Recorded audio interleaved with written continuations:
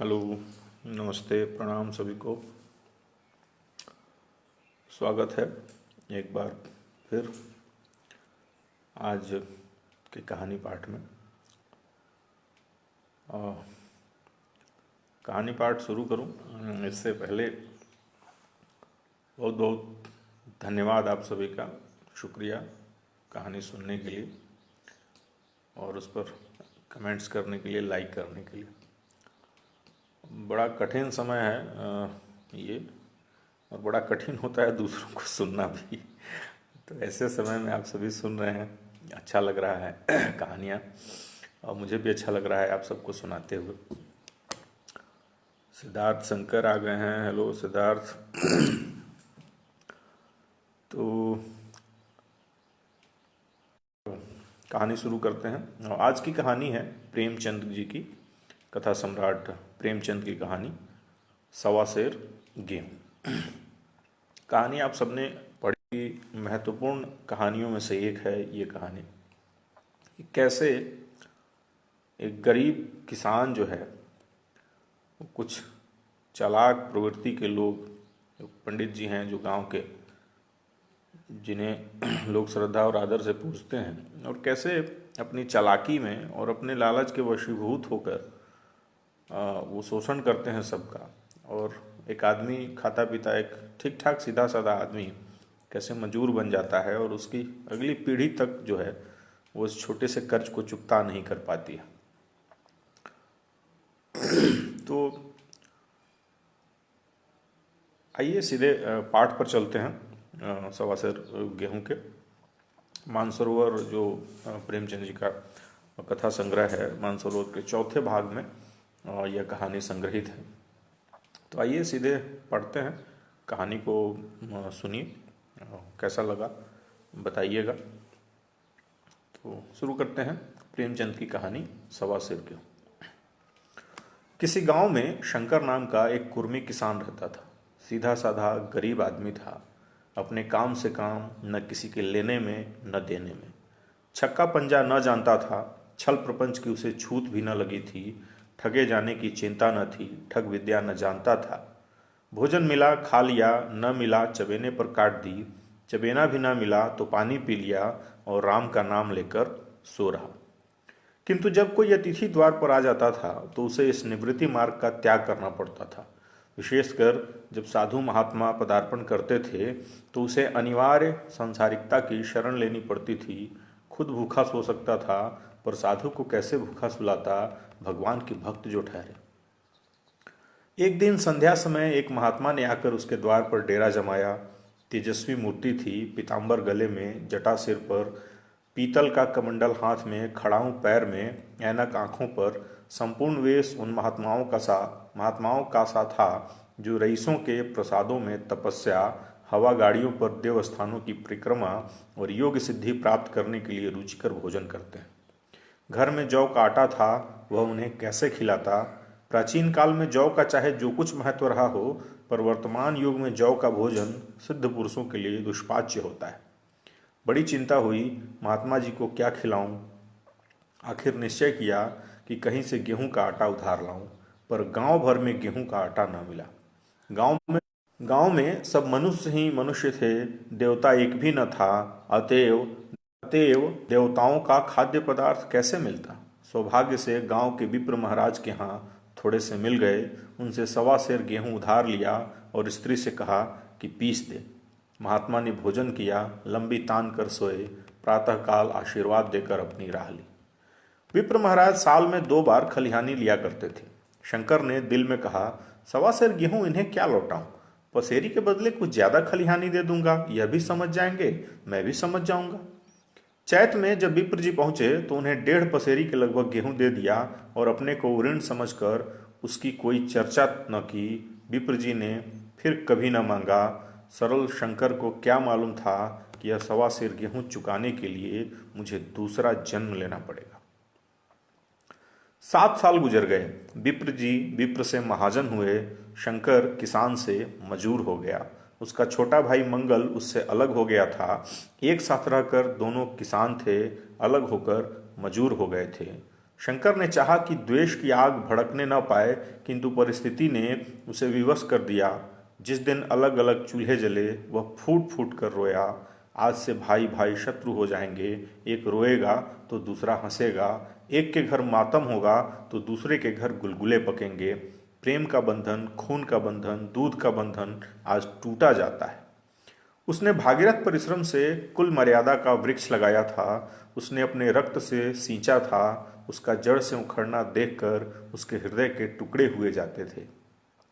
7 दिनों तक उसने दाने की सूरत तक न देखी, दिन भर जेठ की धूप में काम करता और रात को मुंह लपेट कर सो रहता। इस भीषण वेदना और दुस्सह कष्ट ने रक्त को जला दिया, मांस और मज्जा को घुला दिया। बीमार पड़ा तो महीनों खाट से न उठा, अब गुजर बसर कैसे हो।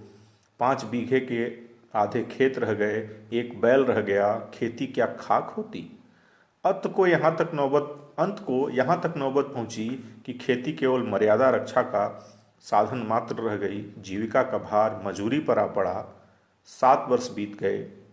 एक दिन शंकर मजूरी करके लौटा तो राह में विप्र जी ने टोक कर कहा, शंकर, आके कल अपने बीज बैंक का हिसाब कर ले। तेरे यहाँ 5.5 मन गेहूं कब से बाकी पड़े हुए हैं और तू देने का नाम नहीं लेता। क्या हजम करने का मन है क्या? शंकर ने चकित होकर कहा, मैंने तुमसे कब गेहूं लिए थे जो 5.5 मन हो गए? तुम भूलते हो, मेरे यहाँ किसी का छटाक भर अनाज है, न एक पैसा उधार। विप्र ने कहा, इसी नियत का तो यह फल भोग रहे हो कि आज खाने को नहीं जुड़ता। यह कहकर विप्र जी ने 1.25 सेर गेहूं का जिक्र किया। यह कहकर विप्र जी ने 1.25 सेर गेहूं का जिक्र किया जो आज के 7 वर्ष पहले शंकर को दिए थे। शंकर सुनकर अवाक रह गया। ईश्वर, मैंने इन्हें कितनी बार खलिहानी दी, इन्होंने मेरा कौन सा काम किया? जब पोथी पतरा देखते, साइत सगुन विचारने द्वार पर आते थे, कुछ ना कुछ दक्षिणा ले ही जाते थे। इतना स्वार्थ! 1.25 सेर अनाज को अंडे की भांति सेकर आज यह पिशाच खड़ा कर दिया जो मुझे निगल ही जाएगा। इतने दिनों में एक बार भी कह देते तो मैं गेहूं तौल कर दे देता। क्या इसी नियत से चुप साधे बैठे रहे? बोला, महाराज, नाम लेकर तो मैंने उतना अनाज नहीं दिया, पर कई बार खलिहानी में सेर 2-2 सेर दिया है। क्या आप आज 5.5 मन मांगते हैं? मैं कहां से दूंगा? विप्र, लेखा जो जो बख्शिश 100-100, तुमने जो कुछ दिया होगा उसका कोई हिसाब नहीं, चाहे एक ही जगह 4 पसेरी दे दो। तुम्हारे नाम बही में 5.5 मन लिखा हुआ है, जिससे चाहे हिसाब लगवा लो। दे दो तो तुम्हारा नाम छेंक दूं, नहीं तो और भी बढ़ता रहेगा। शंकर, पांडे, क्यों एक गरीब को सताते हो? मेरे खाने का ठिकाना नहीं, इतना गेहूं किसके घर से लाऊंगा? विप्र, जिसके घर से चाहे लाओ, मैं छटाक भर भी नहीं छोड़ूंगा। यहां न दोगे तो भगवान के घर तो दोगे। शंकर कांप उठा। हम पढ़े लिखे आदमी होते तो कह देते, अच्छी बात है, ईश्वर के घर ही देंगे, वहां की तौल यहां से कुछ बड़ी तो ना होगी। कम से कम इसका कोई प्रमाण हमारे पास नहीं, फिर उसकी क्या चिंता। किंतु शंकर इतना तार्किक, इतना व्यवहार चतुर न था। एक तो ऋणी, वह भी ब्राह्मण का, बही में नाम रह गया तो सीधे नरक में जाऊंगा, इस ख्याल से ही उसे रोमांच हो गया। बोला, महाराज, तुम्हारा जितना होगा यही दे दूंगा, ईश्वर के यहाँ क्यों दूं? इस जन्म में तो ठोकर खा ही रहा हूं, उस जन्म के लिए क्यों कांटे बोऊं? मगर यह कोई न्याय नहीं है। तुमने राई का पहाड़ बना दिया। ब्राह्मण होके तुम्हें ऐसा नहीं करना चाहिए था। उसी घड़ी तगादा करके ले लिया होता तो आज मेरे सिर इतना बोझ क्यों पड़ता? मैं तो दे दूंगा, लेकिन तुम्हें भगवान के यहाँ जवाब देना पड़ेगा। विप्र, वहां का डर तुम्हें होगा, मुझे क्यों होने लगे? वहां तो सब अपने ही भाई बंधु हैं, ऋषि मुनि सब तो ब्राह्मण ही हैं, देवता ब्राह्मण, और कुछ ना बिगड़ेगी, सब संभाल लेंगे। तो कब देते हो? शंकर, मेरे पास रखा तो है नहीं, किसी से मांग जांच कर लाऊंगा तभी न दूंगा। विप्र, मैं यह न मानूंगा। 7 साल हो गए, अब एक दिन का भी मुलाहिजा न करूंगा। गेहूं नहीं लिख सकते, गेहूं नहीं दे सकते तो दस्तावेज लिख दो। शंकर, मुझे तो देना है, चाहे गेहूं ले लो, चाहे दस्तावेज लिखाओ। किस हिसाब से दाम रखोगे? विप्र, बाजार भाव 5 सेर का है, तुम्हें 5.25 सेर का काट दूंगा। शंकर, जब दे ही रहा हूं तो बाजार भाव काटूंगा, पांव भर छुड़ा कर दोषी क्यों? हिसाब लगाया गया तो गेहूं के दाम 60 रुपये हुए। 60 का दस्तावेज लिखा गया। 3 रुपये सैकड़े सूद। साल भर में न देने पर सूद का दर, साल भर में न देने से सूद का दर 2.5 रुपये सैकड़े का ₹2.5 सैकड़े का, ₹1.5 का स्टाम्प, ₹1 के दस्तावेज की तहरी शंकर को ऊपर से देनी पड़ी। गांव भर ने विप्र जी की निंदा की, लेकिन मुंह पर नहीं। महाराज से सभी काम पड़ता है, उनके मुंह कौन आए। शंकर ने साल भर तक कठिन तपस्या की। मियाद से पहले रुपए अदा करने का उसने व्रत सा कर लिया था। दोपहर को पहले भी चूल्हा न जलता था, चबेने पर बसर होती थी। अब वह भी बंद हुआ। केवल लड़के के लिए रात को रोटियां रख दी जाती। पैसे रोज का तंबाकू पी जाता था। यही एक व्यसन था जिसका वह कभी न त्याग कर सका था। अब वह व्यसन भी इस कठिन व्रत की भेंट हो गया। उसने चिलम पटक दी, हुक्का तोड़ दिया और तंबाकू की हांडी चूर चूर कर डाली। कपड़े पहले भी त्याग की चरम सीमा तक पहुंचे थे। अब वह प्रकृति की न्यूनतम रेखाओं में आबद्ध हो गए। शिशिर की अस्थि वेदक शीत को उसने आग तपाकर काट दिया। इस ध्रुव संकल्प का फल आशा से बढ़कर निकला। साल के अंत में उसके पास 60 रुपए जमा हो गए। उसने समझा, पंडित जी को इतने रुपए दे दूंगा और कहूंगा, महाराज बाकी रुपए भी जल्दी ही आपके सामने हाजिर करूंगा। 15 रुपए की तो और बात है, क्या पंडित जी इतना भी न मानेंगे। उसने रुपए लिए और ले जाकर पंडित जी के चरण कमलों पर अर्पण कर दिए। पंडित जी ने विस्मित होकर पूछा, किसी से उधार लिए हो क्या। शंकर, नहीं महाराज, आपके आशीष से अच्छी मजूरी मिली। लेकिन यह तो 60 ही है। हाँ महाराज, अभी इतने ले लीजिए, बाकी मैं 2-3 महीने में दे दूंगा। मुझे उऋण कर दीजिए। उऋण तो जब ही होगे जब मेरी कौड़ी कौड़ी चुका दोगे। जाकर मेरे 15 रुपए और लाओ। महाराज इतनी दया करो, अब समझ की रोटियों का भी ठिकाना नहीं। गांव में हूं तो कभी ना कभी दे ही दूंगा। मैं यह रोग नहीं पालता, न बातें बहुत करना जानता हूं। अगर मेरे रुपए न मिले तो आज से 3 सैकड़े का ब्याज लगेगा। अपने रुपए चाहे अपने घर में रखो, चाहे मेरे यहाँ छोड़ जाओ। अच्छा, जितना लाया हूं उतना रख लीजिए। मैं जाता हूं, कहीं और से 15 रुपए लाने की फिक्र करता हूं। शंकर ने सारा गांव छान मारा, मगर किसी ने रुपए न दिए। इसलिए नहीं कि उसका विश्वास न था या किसी के पास रुपए न थे, बल्कि इसलिए कि पंडित जी के शिकार को छेड़ने की हिम्मत किसी में न थी। क्रिया के पश्चात प्रतिक्रिया नैसर्गिक नियम है। शंकर साल भर तक तपस्या करने पर भी जब ऋण से मुक्त होने में सफल न हो सका तो उसका संयम निराशा के रूप में परिणत हो गया। उसने समझ लिया कि जब इतना कष्ट सहने पर भी साल भर में 60 रुपए से अधिक न जमा कर सका तो अब और कौन सा उपाय है जिसके द्वारा इसके दूने रुपए जमा।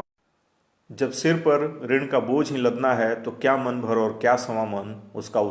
उसका उत्साह क्षीण हो गया। मेहनत से घृणा हो गई। आशा उत्साह की जननी है। आशा में तेज है, बल है, जीवन है। आशा ही संसार की संचालक शक्ति है। शंकर आशाहीन होकर उदासीन हो गया। वह जरूरतें जिनको उसने साल भर तक टाल रखा था अब द्वार पर खड़ी होने वाली भिखारिण न थी, बल्कि छाती पर सवार होने वाली पिशाचनियाँ थीं जो अपने पेट के लिए बिना जान न छोड़ती थीं। कपड़ों में चक्कियों के लगने की भी एक सीमा होती है। अब शंकर को चिट्ठा मिला तो वह रुपए जमा न करता, कभी कपड़े लाता, कभी खाने की कोई वस्तु। जहाँ पहले तम्बाकू ही पी लिया करता था वहाँ अब गांजे और चरस का चस्का भी लगा। उसे अब रुपए अदा करने की कोई चिंता न थी, मानो उसके ऊपर किसी का 1 पैसा भी नहीं आता। पहले जूड़ी चढ़ी होती थी तो वह काम करने अवश्य जाता था, पर अब काम पर न जाने के लिए बहाना खोजा करता। इस भांति 3 वर्ष निकल गए। विप्र जी महाराज ने एक बार भी तकाजा न किया। वह चतुर शिकारी की भांति अचूक निशाना लगाना चाहते थे। पहले से शिकार को चौकन्ना करना उनकी नीति के विरुद्ध था। एक दिन पंडित जी ने शंकर को बुलाकर हिसाब दिखाया। 60 जो जमा थे वह मिन्हा करने पर भी शंकर के जिम में 120 रुपए निकलते हैं। शंकर, इतने रुपए तो उसी जन्म में दे दूंगा, इस जन्म में नहीं हो सकते। विप्र, मैं इसी जन्म में लूंगा, मूल ना सही सूद तो देना ही पड़ेगा। शंकर, एक बैल है वह ले लीजिए, एक झोंपड़ी है वह ले लीजिए, और मेरे पास रखा क्या है। विप्र, मुझे बैल बधिया लेकर क्या करना है, मुझे देने को तुम्हारे पास बहुत कुछ है। शंकर, और क्या है महाराज। विप्र, कुछ नहीं, तुम तो हो, आखिर तुम भी कहीं मजदूरी करने जाते ही हो। मुझे भी खेती के लिए मजदूर रखना ही पड़ता है। सूद में तुम हमारे यहाँ काम किया करो, जब सुविधा हो मूल दे देना। सच तो यो है कि अब तुम किसी जगह दूसरी जगह काम करने नहीं जा सकते जब तक मेरे रुपए नहीं चुका दो। तुम्हारे पास कोई जायदाद नहीं है। इतनी बड़ी गठरी मैं किस एतबार पर छोड़ दूं, और कौन इसका जिम्मा लेगा कि तुम महीने महीने सूद देते जाओगे। और कहीं कमाकर जब तुम मुझे सूद भी नहीं दे सकते तो मूल की कौन कहे। शंकर, महाराज सूद तो मैं काम करूंगा और खाऊंगा क्या। विप्र तुम्हारी घरवाली है, लड़के हैं, क्या वो हाथ पांव कटा के बैठेंगे? रहा मैं, तुम्हें आज सिर जौ रोज कलेवा के लिए दे दिया करूंगा, ओढ़ने के लिए साल में एक कंबल पा जाओगे, एक मिर्जाई भी बनवा दिया करूंगा, और क्या चाहिए? यह सच है। और लोग तुम्हें 1.5 रुपये रोज देते हैं, लेकिन मुझे ऐसी गरज नहीं है, मैं तो तुम्हें रुपए भराने के लिए कहता हूँ। शंकर ने कुछ देर तक गहरी चिंता से पड़े रहने के बाद कहा, महाराज, यह तो जन्म भर की गुलामी हुई। विप्र, गुलामी समझो चाहे मजदूरी समझो, मैं अपने रुपए भराए बिना तुमको कभी ना छोड़ूंगा। तुम भागोगे तो तुम्हारा लड़का भरेगा, जब ना रहेगा तब दूसरी बात है। इस निर्णय की कहीं अपील न थी, मजूरी जमानत कौन करता, कहीं शरण न थी, भाग कर कहाँ जाता। दूसरे दिन से उसने विप्र जी के यहाँ काम करना शुरू कर दिया। 1.25 गेहूं की बदौलत उम्र भर के लिए गुलामी की बेड़ी पैरों में डालनी पड़ी। वह अभागे को अगर किसी विचार का संतोष होता था तो वह यह था कि यह मेरे पूर्व जन्म का संस्कार है, जो यह काम करने पड़ते थे जो उसने कभी न किए थे। बच्चे दानों को तरसते थे, लेकिन शंकर चुपचाप देखने के सिवा और कुछ न कर सकता था। वह गेहूं के दाने किसी देवता की भांति, देवता के शाप की भांति या जीवन उसके सिर से न उतरे। शंकर ने विप्र जी के यहाँ 20 वर्ष तक गुलामी करने के बाद इस दुष्ट संसार से प्रस्थान किया। 120 रुपये अभी तक उसके सिर पर सवार थे। पंडित जी ने उस गरीब को ईश्वर के दरबार में कष्ट देना उचित न समझा। इतने अन्यायी, इतने निर्दय न थे। उसके जवान बेटे की गर्दन पकड़ी। आज तक वह विप्र जी के यहाँ काम करता है। उसका उद्धार कब होगा, होगा भी या नहीं, ईश्वर ही जाने। आप इस वृतांत को कपोल कल्पित न समझिए, यह सत्य घटना है। ऐसे शंकरों और विप्रों से दुनिया खाली नहीं है। धन्यवाद आज की कहानी सुनने के लिए। घर में रहिए, स्वस्थ रहिए, सुरक्षित रहिए। और एक छोटी सी सूचना और है, अगर आप कहानियों को पढ़ना चाहते हैं तो राजकमल प्रकाशन समूह के फेसबुक पेज पर जाइए। वहाँ एक सूचना लगी है आप सबके लिए। वहाँ से एक फ़ोन नंबर, मोबाइल नंबर आपको मिलेगा। उस मोबाइल नंबर को अपने मोबाइल में सेव करिए और मैसेज करिए। आपको कहानियाँ, किताबें जो हैं मुफ्त भेजी जा रही हैं 3 मई तक। तो धन्यवाद, आभार बहुत बहुत आप सभी का। और घर में रहिए, स्वस्थ रहिए, सुरक्षित रहिए। जय हिंद, जय भारत।